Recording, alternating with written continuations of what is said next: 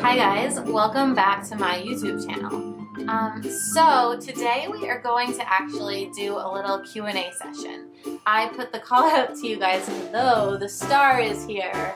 I put the call out to you guys on Instagram stories asking for what your questions would be, and so today I'm going to answer them all. So the first question is, where did you go to school and what were you involved in? I went to Bentley University, which is a small business college right outside of Boston in Waltham, Massachusetts. I was not super involved. I transferred there my sophomore year from Stonehill, and I started by running cross country the first fall that I was there. And it was just way too competitive for me, and it was taking up all of my weekends. I just felt like it kind of took over my life, and like I love running, but I don't love it that much. So I ended up stopping with that after the first season, and I pledged a sorority that fall. And that was really my social life. We had different mixers with the fraternities every weekend. We had all sorts of activities. It was really, really good for me because I met my best friends in college through my sorority. The next question was, were you in Greek life, and if so, did it help you? I got so many questions about college, which is hilarious to me as I graduated 15 years ago. So I feel like an old lady, like I'm taking you down memory lane, but these are kind of fun to answer. So yes, I was in a sorority, as I mentioned earlier. I was a Gamma Phi Beta, and it did help me. It really, really helped me to make new friends. I had kind of a built-in support system, a built-in social network, and that was really great. I would not say that it helped me after school. I mean, I'm not one of those people to like network and look up alumni to get a job or something. That's just not really my personal style. But I will say that it definitely helped me make some amazing friends. And one of the guys in the fraternity that I was friends with through my sorority got a job as an assistant buyer at Filene's, and he told me all about his job, and I decided that's what I wanted to do, kind of based on our conversation, and he did help me to get that first job. But I wouldn't say that's like a Greek life thing. I think that's more just like a friend giving a friend an idea. So I didn't think it was really helpful like in my career or anything else, but while I was in school, it was amazing, and it kind of gave me a wonderful social life when I was a transfer student and didn't really have many friends. Okay, the next question is, what are your favorite holiday traditions? So my favorite holiday tradition is going home and being on Cape Cod with my family. So we'll do long walks on the beach. I always bring this guy home because he's the best. He actually doesn't mind road trips. So the road trip with Tyrion is kind of becoming a tradition in itself because he actually loves the car, and we just pass him around and we all hold him. But watching movies and being lazy. I'm not a lazy person. Like, I'm always working or on the go when I'm in New York. So it's really nice going home and getting to just unplug, be with family, watch movies. We always watch White Christmas and It's a Wonderful Life. The old black and white movies are kind of my family's favorites. But we also will watch Elf and Love Actually. So I would say holiday movies. And then the last one is every Christmas Eve, we go to my parents' restaurant and we have a late dinner. Parents know everyone. They have so many clients who have been coming every Christmas Eve for years. So it's a lot of saying hello and seeing everyone. And then I'll just sit by the fire and drink my grandfather's eggnog, which I guess is another tradition. My grandfather has the most amazing eggnog recipe. I'm going to put it on the blog for you guys this December, and it's absolutely delicious and very, very boozy. What is your best advice for someone moving to New York City? So, moving to New York is so hard. What is he doing? Moving to New York is so hard. I had a very difficult time with it at first. It was just such an adjustment. I had lived in Boston for 3 years after graduation, and it was really just a shock moving here, from taking the subway every day to just navigating the streets and the bus system. So I would definitely say if you can move with a friend.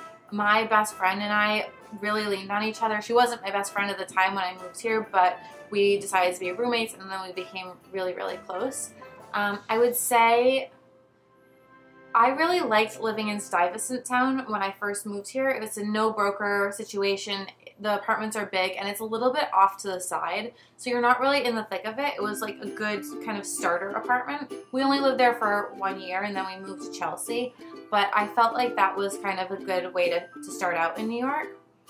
And I would say, oh God, Trader Joe's. Trader Joe's really saved us. Like, we were so poor when we first moved here. We were making no money. We had doubled our rent versus in Boston, and we were just kind of like getting by, and we spent all of our money on either happy hour or food from Trader Joe's. I know these aren't like great, this isn't great advice, but that's kind of what I would say. And I think the best advice is it is really hard, but stick it out, because after 2 years I really found my groove and just fell in absolute love with this. The next one is, do you have any tips on landing a job in the city? So I do, and I would say that is to network. When I first moved here, I joined Step Up Women's Network, and it was a really great way to meet other like-minded women who, you know, had professional jobs and wanted to make a difference and wanted to give back. So that really helped me. I would also say, I mean, this is more finding a job once you already have one. Keep all of your contacts and always just be nice to everyone you meet, because you never know where it's going to lead. My first job at Procter & Gamble, I was friendly with the head of HR. I was friendly with everyone there, but she ended up hiring me for my next job, which was at Coty. So you really never know where people are gonna land, and it really helped me to get my second job because I knew her from my first job. Okay, the next one is something that I feel like everyone asks me, and to be honest, it's kind of annoying because I don't ask other people this, but I know that it's a little bit of a thing that people are just curious about. How do you make money blogging? So many of you guys ask me this on Instagram stories, and maybe I'll do a blog post about it. It's pretty straightforward. There are sponsored posts, sponsored Instagrams, which I have a flat fee rate for, and affiliate links. So affiliate links, and I'm always upfront about this on my site, if you click a link on my blog, there is a chance that it's an affiliate link. For an affiliate link, I'll receive a small percentage of the sale. So I will get, I think it's like 15 cents per click or something like that. Or I will get a small percentage, which could be from 5% all the way up to 20% depending on the retailer.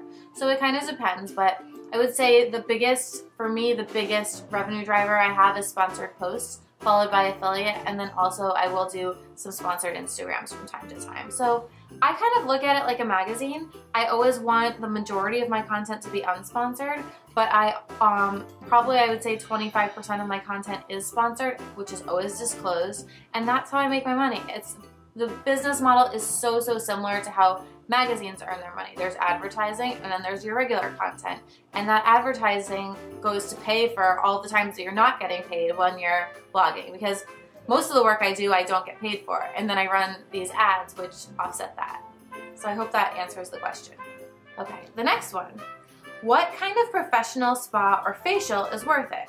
I'm a once a week sheet mask and twice weekly chemical exfoliant person. So to that person, I would say, good job. It's amazing that you're doing the sheet masks and the chemical exfoliation.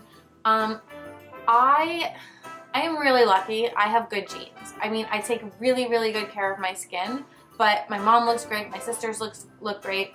We're not perfect. We gain weight easily. We have our other things. But I'm very lucky that I have good skin. So I don't do a lot to my skin. I have not gotten Botox or fillers or anything like that yet. I'm not saying that I won't if I decide that I have a need for it. But what I do is I go to Daphne Spa in Nolita, and I'll put a link to that at the bottom of this video. But I go and I get their European facial. And what I like about that is it's just like a really thorough, deep cleansing facial. So I forget how much it costs, but they just do such a good job. I love that the esthetician does not tell me I have good skin. She kind of looks at me like I am disgusting. But then she goes to town. They do an amazing job cleaning out your pores. The pores on my nose do get kind of clogged. That's like my one area that I get like very disturbed by, and I'll get kind of rough patches during the winter, so they'll do a lot of exfoliation and like a good deep cleanse. But that's kind of all that I do at this point, is a once a month thing. So I hope that's helpful.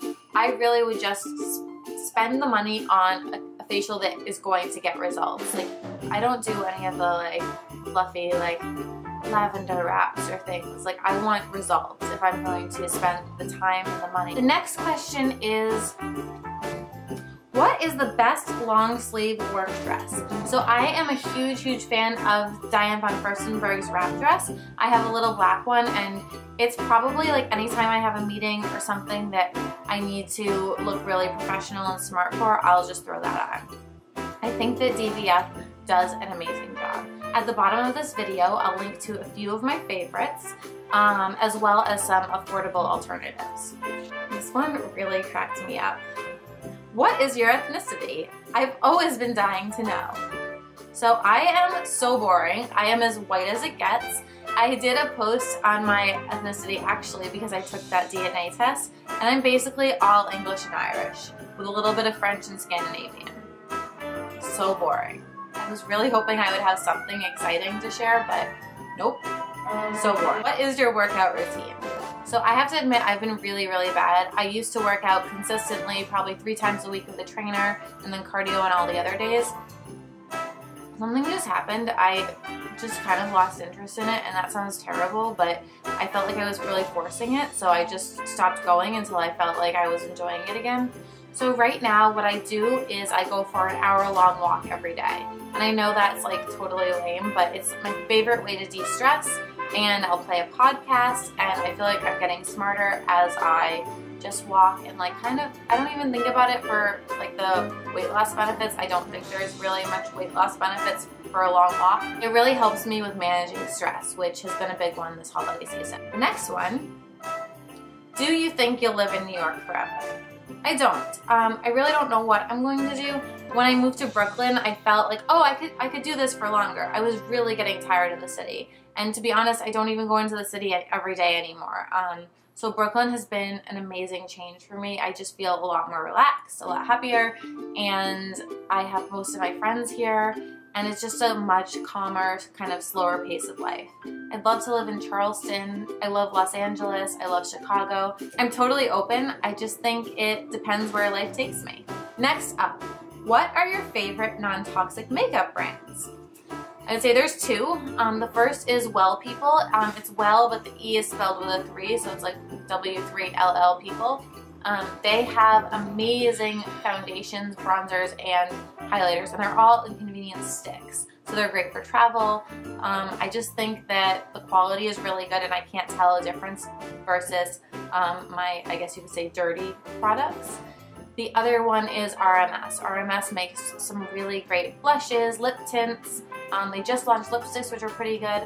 Oh, and for lipsticks, I love Bite Beauty. They have this matte lip pencil, and I'll link it below at the bottom of the video. The matte lip pencils are to die for. The colors are fantastic. They stay on like all night. They're great. This question's funny. Do you think you'll stay a cat person, or does Tyrion need a sibling? So we have a very strong rule in this house, which is that there cannot be more animals than people. So for now, Tyrion is staying an only sibling. If I get married, have kids, I'd totally be open to getting him a friend. But I cannot be the girl who lives alone with 2 cats. And if you're a girl who lives alone with 2 cats, I'm totally not judging you, but I'm not comfortable with that for me. So I would love to get him a friend. My sister and her husband have 2 cats together, and the cats are adorable. I also kind of like it that I'm Tyrion's only friend and that he really relies on me for all of his love. If he had a little sister or brother, like, how do you budget to be in style but not excessive? So I am in my mid-30s, and every year since moving to New York 12 years ago, I've just invested in a few key things that I think are really important. Things like a Burberry trench coat, Manolo Blahnik heels, a lot of my more classic but expensive pieces.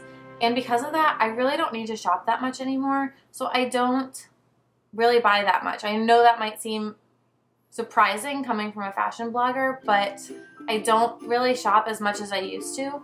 And so when I do shop, it's for either like less expensive trendy things like sweaters from Nordstrom that are all under $100, or like a cute little dress to wear to a party. But I really think that I have most of the big ticket items, like a Chanel bag, things like that. I've now had most of those things for over 5 years, and they never go out of style. If you take good care of them, they stay in great shape. So I would say set aside a portion of your budget every year to buy a few things that you're going to have forever, keep forever, love forever, and then really think about the trends and which things you want to invest in.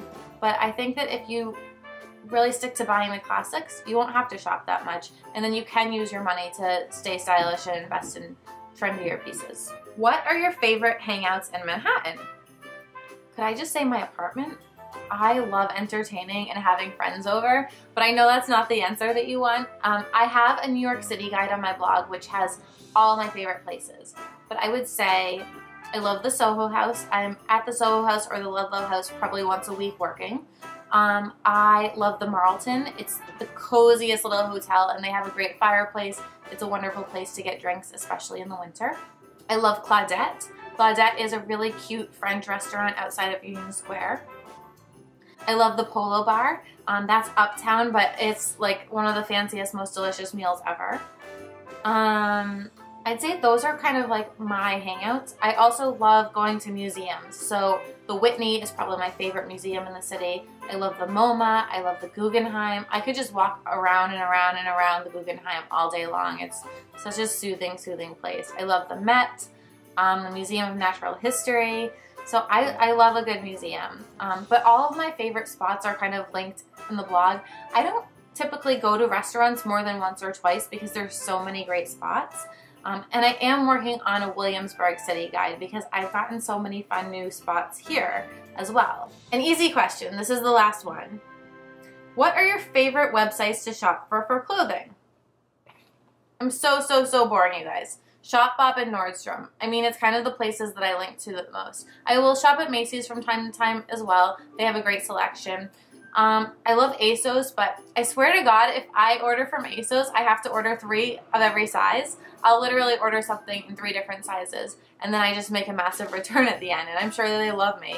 But their sizing is so inconsistent, so I get a little bit annoyed shopping there, but there are some gems. But mostly it's Nordstrom and Shopbop, and that's so boring, but both of those retailers I really trust. They have great return policies, and they have a really good assortment of merchandise. I also love Hampton Clothing. It's a Charleston-based store. I go in every time I'm in Charleston, but I also have been known to have them send me a box, and they do this for a lot of their customers. They'll do it for you as well if you email them. Basically, they'll just send me a box of things that they think I'll like in my sizes, and then I'll just send back what doesn't work. And that's amazing. It's kind of like having a personal stylist, but the team there is really good, and their strength is really in styling. So that concludes my question and answer. I hope it was interesting or informative. If you have more questions, leave them in the comments, and I'll do another Q&A down the road. Thanks for watching. And if you like this video, I would love it for you to subscribe to my channel, give this video a like, or leave a comment. Thanks so much, guys. See you soon. Bye.